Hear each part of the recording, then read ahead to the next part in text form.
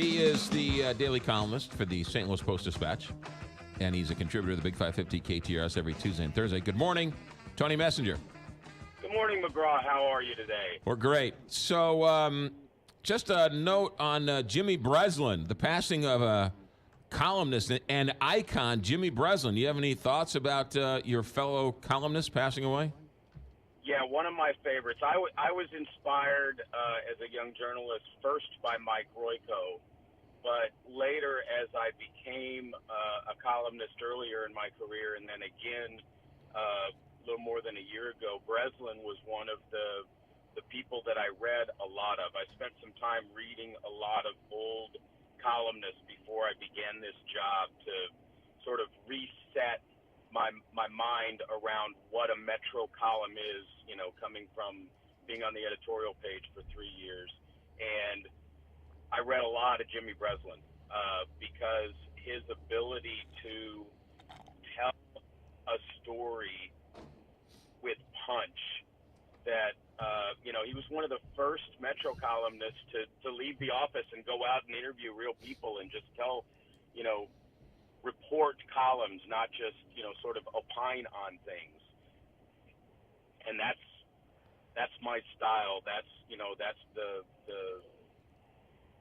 goal that I try to reach. I'll never reach the Mike Royko, the Jimmy Breslin style. Their voices are just so clear and so unique, and they're the ones who sort of created this opportunity for so many other people after them. But very saddened to see him go. Yeah. He think about this for a second. Son of Sam weren't Son of Sam sending him notes? Wasn't that the story? Yeah, Son of Sam was sending him notes before he was, you know, arrested. And my favorite Jimmy Breslin column was when Kennedy was being buried. He went and found the guy who dug the grave. Yeah. And you know, that was his strength. He was not a pack reporter. He said, if they're over there, I'm going to go somewhere else. And that's a good lesson for young reporters. That's a good one. All right, Tony, let's talk about some of the news of the day. And let's talk about your column. I read the newspaper the other day, and you gave a glowing column in favor of Eric Greitens. Now, you know enough to know that when Tony Messenger says something nice about a politician, that doesn't do him any favors, you know. You know, it's funny. There's a Republican in the legislature that I have sometimes written positive things about, and he called me one day, and he knew I was writing. This is back when I was on the editorial page, and he knew I was writing something nice about him. And he said, Tony, he said, could you make sure you say something nasty in there about me so that I can hold my head high with my colleagues?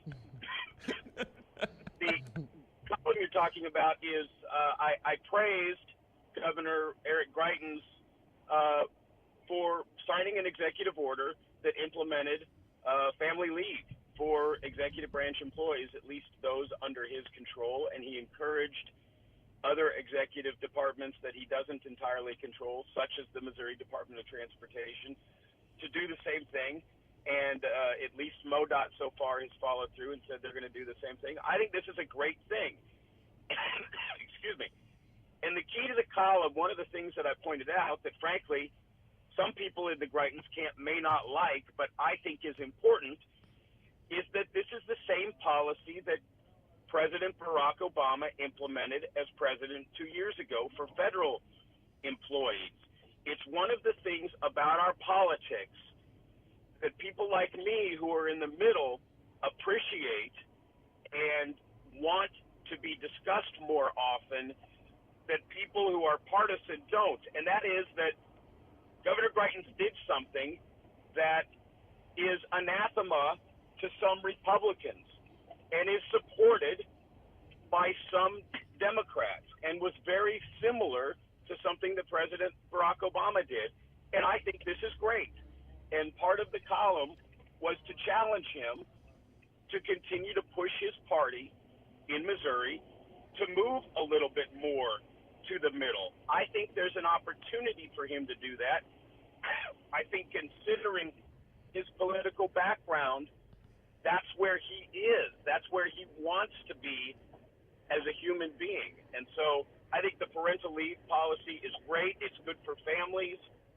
I wish I would have had that when my children were born. I worked at places. I didn't work at the Post-Dispatch at the time, which has some parental leave policies.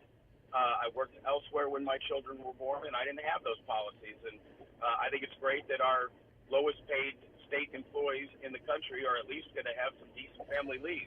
But, Tony, you're setting up a two-tiered system. The taxpayers are funding people to go on 6 weeks maternity leave, both father and mother, and yet they don't have that right in their own business. Well, many of them do. Both when President Obama issued his order and Governor Greitens issued his order, they both indicated that they were following what's happening in the business community. Many businesses today, most big businesses, do have fairly liberal family leave policies because it's a way to encourage the top employees to come to work for you. And so most of your major corporate citizens in St. Louis, for instance, have very similar family leave type policies. And so the governor is encouraging the state to go along with that. What I'd like to see him do is push it further. There are 3 states now that actually have statewide family leave policies where they actually create a pool in which the employees and taxpayers sort of self-fund it and make it a statewide family leave policy for employers, for state workers, etc. And there's a way to do that that isn't particularly expensive on taxpayers. Everybody shares. I'd love to see him go further than he did with the executive order. I don't think he probably will, but I think the executive order is a great start, and I hope the rest of the state follows his lead. Tony, while we still have you for a couple of minutes here, MLS Stadium is going to a vote 1 week from today. What are you hearing on the front lines? Does that have a chance to pass? Boy, I'm not very good at predicting things. It's hard to say. I mean, I talk to a lot of people who are in favor of it, who are clearly working for its passage, and they're cautiously optimistic. And I talk to a lot of people who are very much opposed to it, particularly some people in the progressive community who believe that it's the wrong priority, it's the wrong spending, that there's a better use for the use tax money if it goes up. If the transit vote approves, I think it's going to be it's going to be like a lot of St. Louis elections. It's going to be very tight.